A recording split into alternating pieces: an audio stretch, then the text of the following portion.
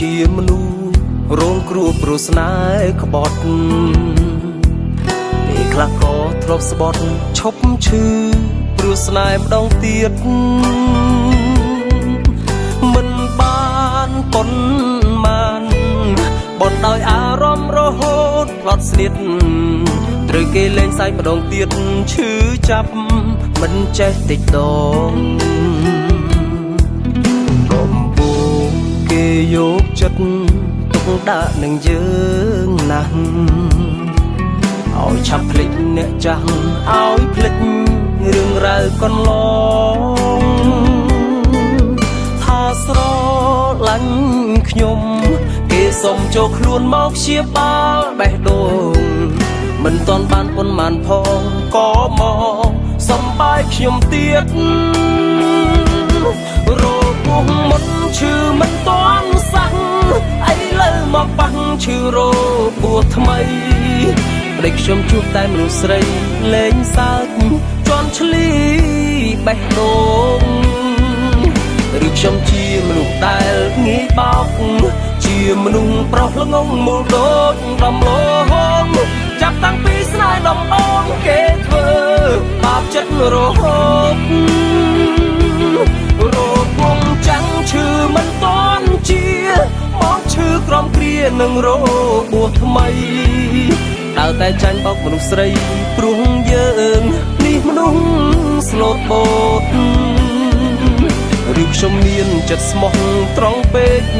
ត្រូវគេយកបេះដូងលេងសើចរហូតបើបន្តបែបនេះអាចនឹងឈួតព្រោះរឿងស្នេហា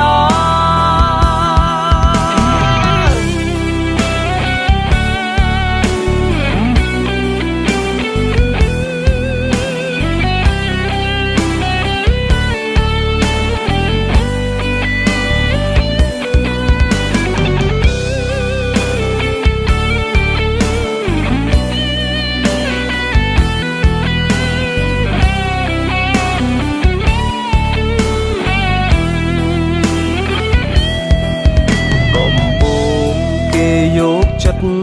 ទុកដាក់នឹងយើងណាស់ឲ្យឆាប់ភ្លេចអ្នកចាស់ឲ្យភ្លេចរឿងរ៉ាវកន្លងថាស្រឡាញ់ខ្ញុំគេសុំចូលខ្លួនមកព្យាបាលបេះដូងមិនទាន់បានប៉ុន្មានផងក៏មកសំបាយខ្ញុំទៀតរោគពោះមុនឈឺមិនតាន់សាំង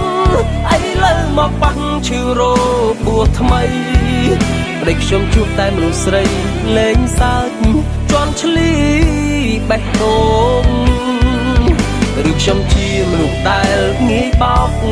ជាមនុស្សប្រុសល្ងងមូលដូចដំឡងចាប់តាំងពីស្នេហ៍ដំបូងគេធ្វើបាបចិត្តរហូតរោគវងចាំងឈឺមិនតាន់ជា